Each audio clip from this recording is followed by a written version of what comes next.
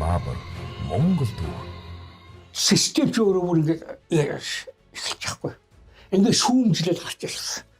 Тэр үед Горбачов гэж залуу 54 настай ихэл залуу удирдлагч гарч ирлээ гэж. Ингээд улс орноо ингээд аваад үзэхтэйгээ зэрэг бол цаашаа тогтохоргүй болчихсон байна гэж. 100 гаруй үндэснээс бүрдсэн улс.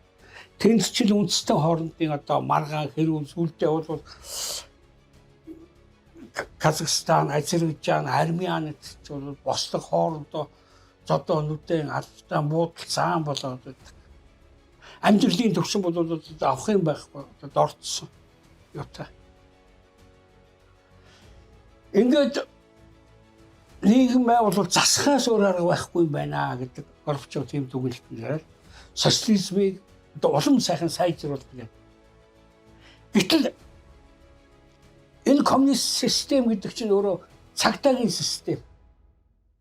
Асар том хүчээр ингэж барьж яах ухаас биш засна гэж байхгүй засах юм бол нураад ундаг систем. Юусаа